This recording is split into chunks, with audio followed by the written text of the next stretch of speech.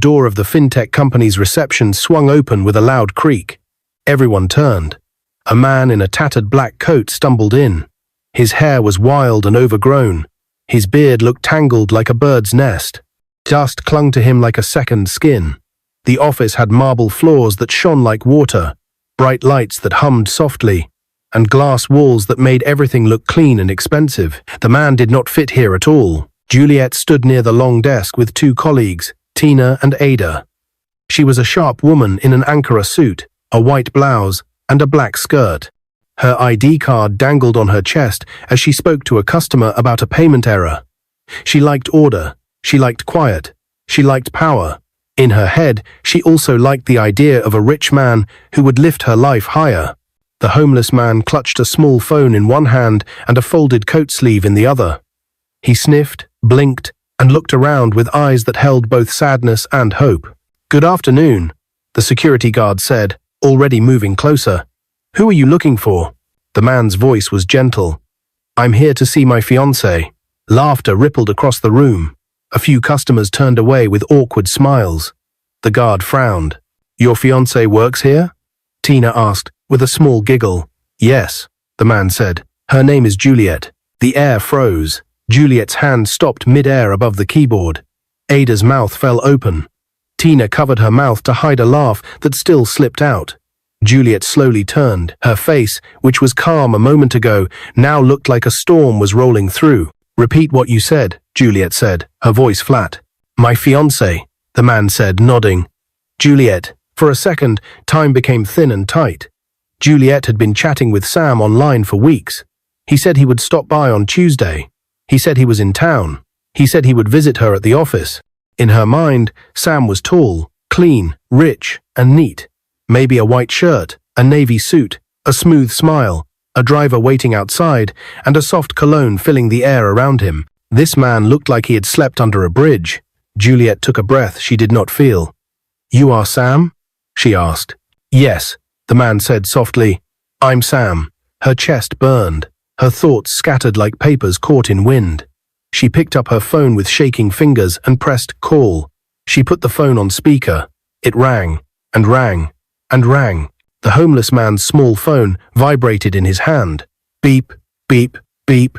He lifted it, glanced at the screen, and the name glowed. Juliet calling. Gasps floated through the lobby.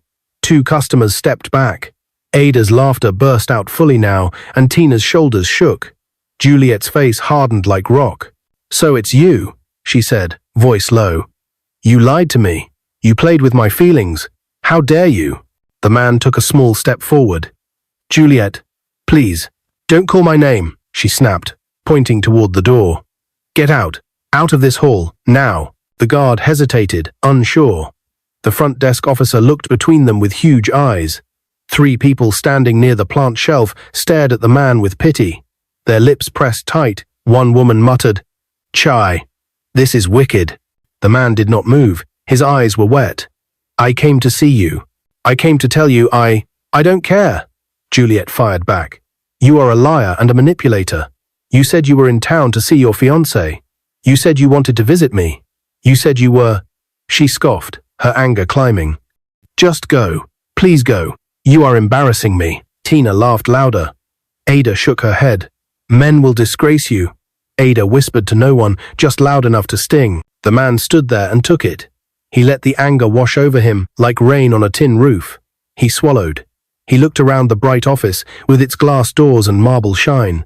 He looked at Juliet, whose chin lifted high like a queen who had already judged the case. Something shifted in the man's eyes. He sighed, set his small phone on the counter, and pulled at the sleeve of his coat. The fabric peeled away. Underneath the rough layer, the smooth line of a navy suit showed. He tugged again, off came the coat, dusty and torn, falling like an old skin. Next, he reached up and removed the matted wig. It came off in one careful pull. The wild beard went next. It was a fake, fixed with glue. He peeled it away and wiped his jaw with a small cloth. The room held its breath, and then he stood straight. The man before them was no longer the homeless stranger. He was tall, clean-shaven, confident. His navy blue suit was crisp like a fresh morning. His white shirt glowed under the lights. His shoes were polished so well, they mirrored the marble beneath them. Silence fell like snow. Footsteps echoed from the upper floor stairs.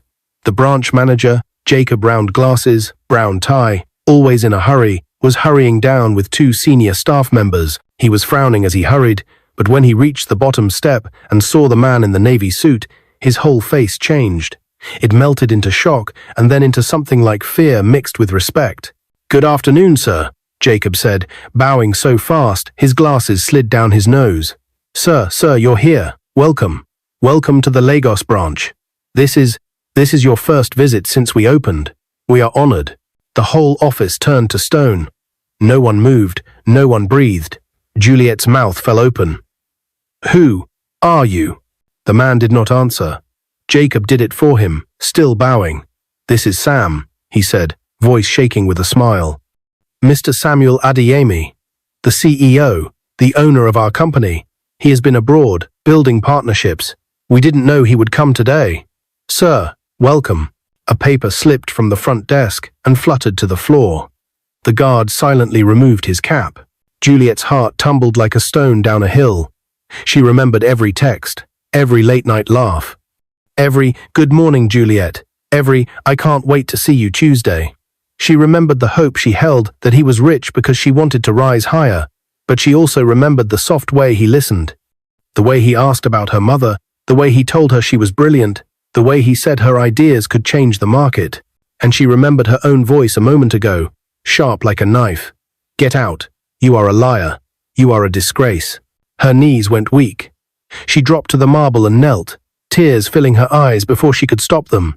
"Sam," she whispered, her voice breaking. "I am sorry. Please, please forgive me." And the flow day, the office buzzed like a beehive. Tina and Ada turned pale.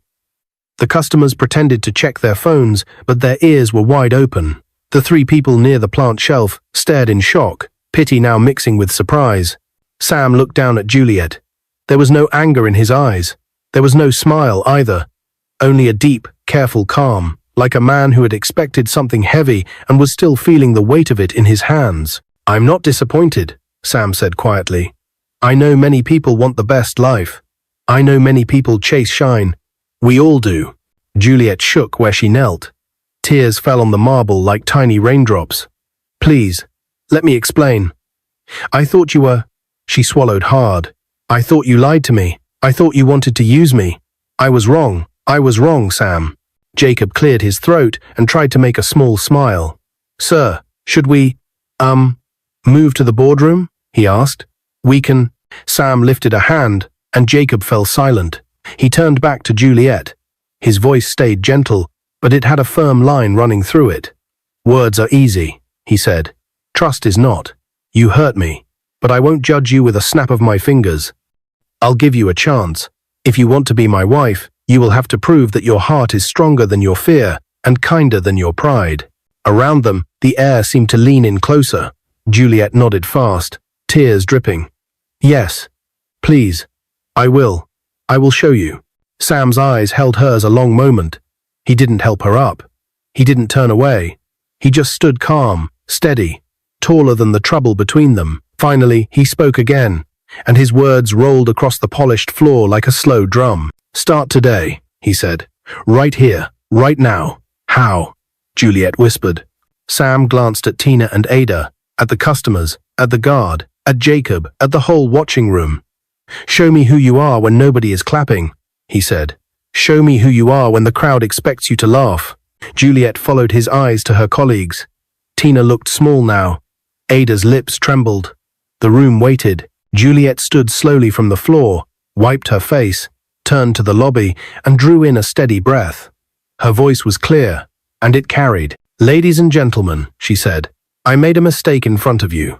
I judged someone by what he wore. That was wrong. In this company, we should treat every person with respect. Today, I failed. I am sorry." No one moved. The hum of the light sounded louder. Then Juliet turned back to Sam, eyes red, chin lifted. "I will prove myself," she said, "not with big talk, with actions." Sam studied her for a heartbeat, and then, with the entire office watching, he took one slow step forward, and the glass door behind him swung open again. A tall woman in a grey suit strode in, heels clicking. She carried a leather folder marked with the company logo and a foreign tag. Her eyes locked on Sam. "Mr. Adeyemi," she said crisply, "the London investors are on video, waiting for your decision now. If we delay, the deal dies today." The room jolted. Jacob gasped. Tina grabbed the counter. Ada whispered, "God." Sam did not look away from Juliet.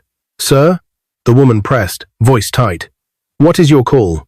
Sam glanced at the whole office, then back at Juliet's tear-bright eyes. His next words would change someone's future. The office was frozen in silence when the tall woman in grey entered, folder pressed to her chest like a shield. Her words rang sharp. "The London investors are on video, waiting for your decision now. If we delay, the deal dies today." Every head turned from Sam to her. The entire lobby felt like the air had thickened, too heavy to breathe. Juliet, still standing with tears streaking her cheeks, tightened her fists. She knew this moment mattered not just to Sam, not just to the company, but to her future. Sam's eyes didn't leave Juliet's face. Calm, searching, unreadable. He finally broke the silence. "Tell them I'll be there in 5 minutes," he said. His voice carried weight, the kind that didn't invite arguments. The woman blinked, surprised. "5 minutes, sir?" "This deal. 5 minutes," Sam repeated, sharper now. She pressed her lips, nodded stiffly, and stepped aside. Sam turned to Juliet. "This company exists because I learned the world doesn't forgive weakness. I wanted to see if you'd stand firm when the ground shook. Today, you showed me the cracks in your heart, but also the start of strength." The words hit Juliet like both a cut and a bandage. She lowered her head, her heart pounding. Sam faced Jacob. "Clear the boardroom. Lock it. I'll join the investors soon." "Yes, sir." Jacob rushed off, already dialing his phone. As the lobby slowly returned to motion, whispers spread like fire. "So he's the CEO? And Juliet is the fiancée? She insulted him like that?" Juliet could hear every word. Shame wrapped her throat tight. But beneath the shame, something else stirred a fear she hadn't felt in years. The fear of losing something before it had even become hers. She remembered the nights chatting with Sam, how he laughed when she teased him about always traveling, how he asked about her dreams, how he told her he wanted a woman who saw beyond surface glitter. At the time, she thought it was just sweet talk. Now, she realized those words had been his test all along. And she had failed. Or had she? Her heart raced as she replayed his words. "Show me who you are when nobody is clapping." That challenge burned in her chest. Juliet turned back to the room, forcing her tears to stop. Her colleagues Tina and Ada were still pale, their mocking laughter earlier now hanging like chains around their necks. The 3 customers still stood in silence, their pity turned into curiosity. Juliet took a deep breath. Her voice shook, but she spoke clearly. "Tina, Ada, I need you to apologize, not just to me, but to him." She gestured toward Sam. Tina's mouth fell open. "What? Juliet?" "Now," Juliet said firmly, surprising even herself. Ada shifted in her heels, eyes darting nervously toward Sam. She swallowed. "We didn't mean—" "You laughed," Juliet said, her voice rising. "You mocked someone you thought was poor. Today, it's my shame. Tomorrow, it could be yours. So say it." The room buzzed louder. The guard raised his brows. Even Sam's calm expression flickered with a trace of interest. Ada and Tina exchanged a glance. Finally, Ada stepped forward, her head bowed. "We're sorry," she murmured. "It was wrong. The most to is the move." Tina hesitated, but Sam's sharp eyes caught hers, and she quickly followed. "We're sorry," she whispered. Juliet straightened. Her voice softened, but it carried. "Remember this day. Nobody deserves disrespect. Not here, not anywhere." The room went quiet again. For the first time, Juliet felt like her words carried weight, not because of her position, but because of the truth in them. Sam said nothing. He simply watched. Juliet turned back to him, her chest rising and falling. "Sam," she whispered, her voice breaking again. "I know I failed you, but give me a chance. Let me show you who I really am. Not just with words." Sam studied her for a long moment, then checked his watch. The investors were waiting. Time was pulling him away. Finally, he spoke. "We'll see." And with that, he turned and strode toward the boardroom. The click of his shoes echoed like a drumbeat in Juliet's ears. Juliet stood frozen, tears burning in her eyes again. Around her, whispers rose louder, and the weight of her mistake pressed down. Yet, in that weight, she felt something grow. A determination she hadn't known she had. She wasn't going to lose him. She wasn't going to be the woman who mocked her own blessing and watched it walk away. She was going to fight. As Sam disappeared into the boardroom, Juliet clenched her fists and whispered to herself, "I will prove to him that I am worthy." But just then, her phone buzzed in her hand. She glanced down. One new message. From Sam. Her heart nearly stopped as she read the words. "Dinner. Tonight. 8 p.m. Don't be late. This will be your first chance, and maybe your last." Komoda. Her breath caught. She felt the room spinning. The city lights glimmered through the tinted glass as Juliet's taxi wound its way toward the exclusive rooftop restaurant on Victoria Island.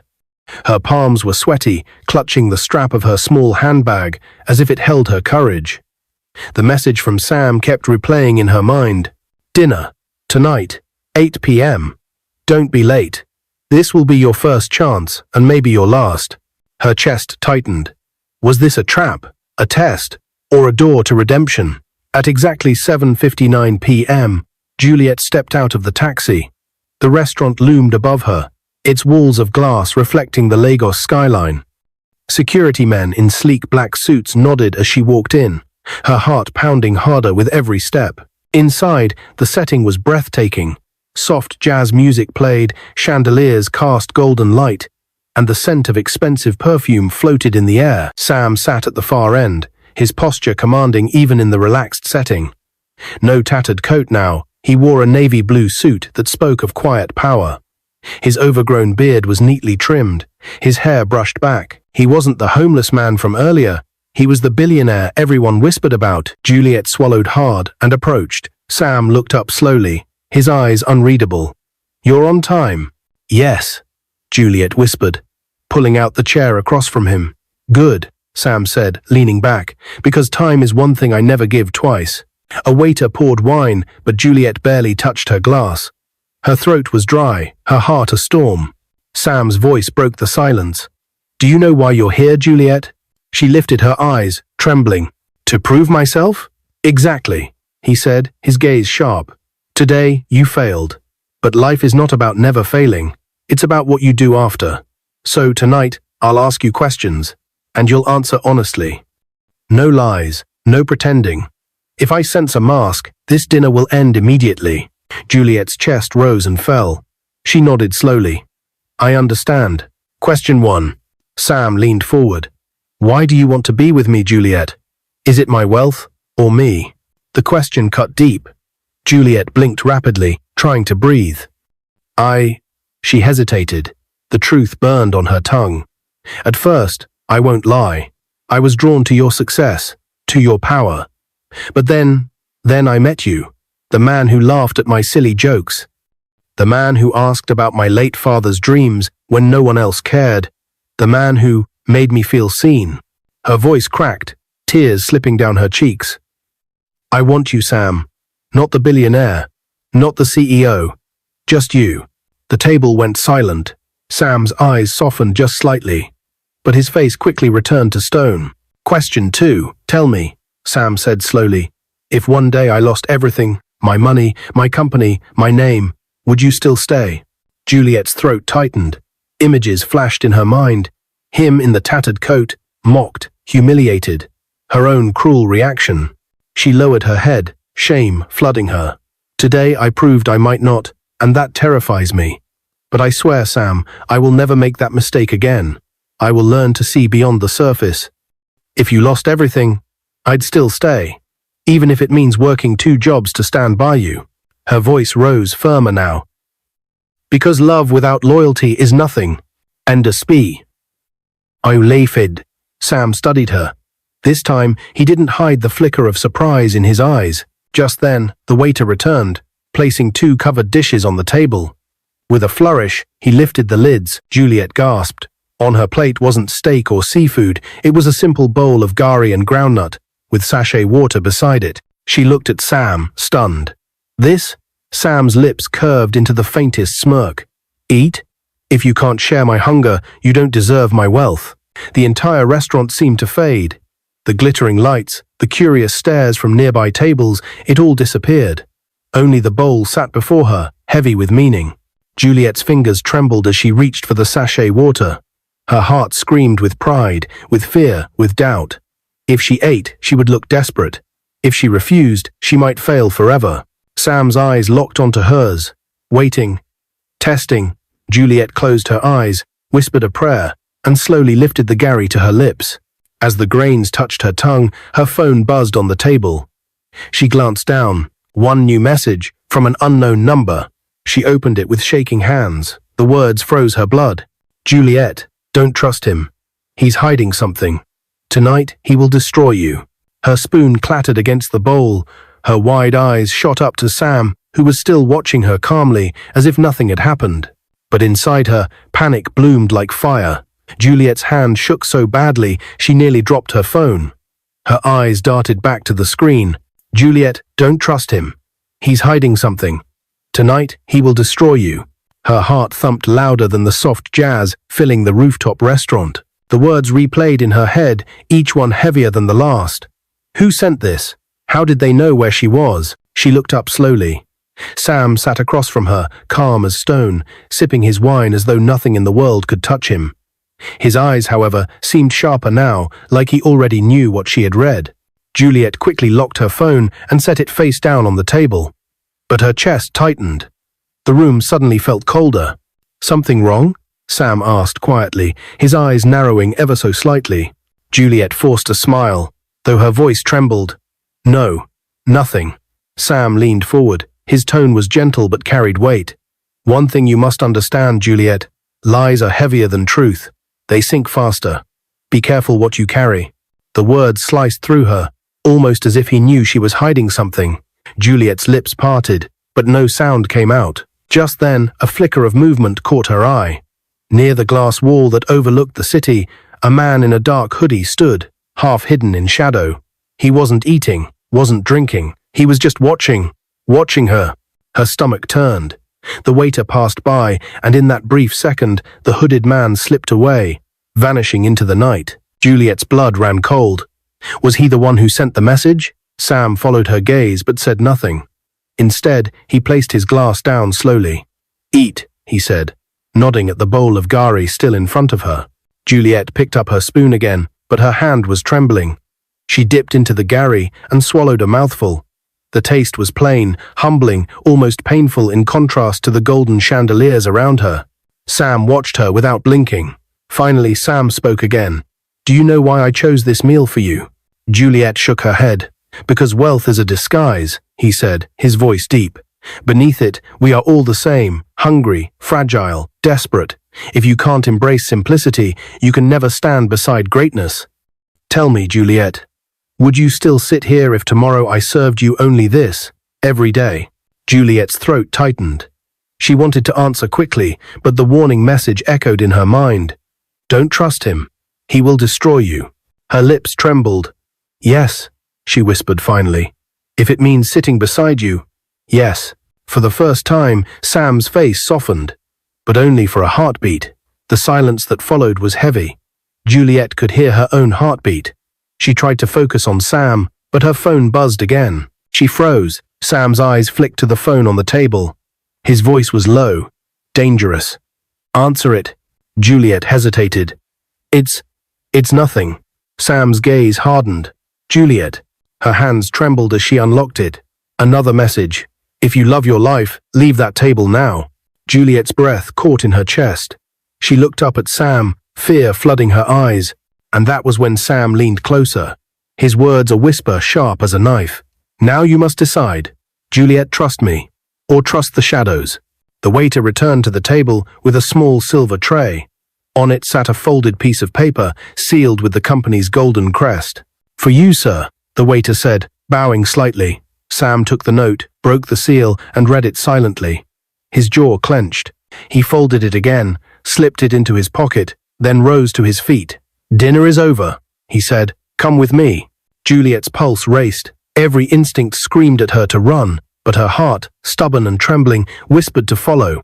And as she stood, her phone buzzed one last time.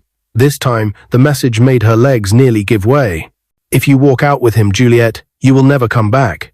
She froze, staring at Sam's outstretched hand. Should she take it? Juliet's entire body trembled as she stared at Sam's outstretched hand. The golden lights of the restaurant seemed to dim, the chatter around them faded, and all that remained was the storm inside her chest. On the table, her phone buzzed again, but she didn't dare look. She already knew what it would say, another warning, another plea to turn back. Sam's voice cut through the silence, deep and steady. "Juliet, I will not ask twice. Walk with me." Her throat went dry. Was she stepping into love or into a trap? For one brief moment, Juliet thought of running. Out the door, into the night, away from this strange game of wealth, power, and fear. But then she remembered his eyes when he laughed with her weeks ago, his quiet words about loyalty, and the way her heart still beat wildly for him despite the fear. With trembling fingers, Juliet placed her hand in his. Sam's lips curved into the faintest smile. Good. He led her out of the restaurant, past the curious eyes of wealthy diners, down into the waiting black SUV at the entrance. Juliet's pulse raced as the car sped off into the Lagos night. They arrived at a quiet mansion in Ikoyi. The gates swung open automatically, and guards bowed as the SUV rolled in. The mansion glowed under soft floodlights, its walls gleaming white against the night sky. Inside, Sam guided her into a massive study lined with shelves of books and files.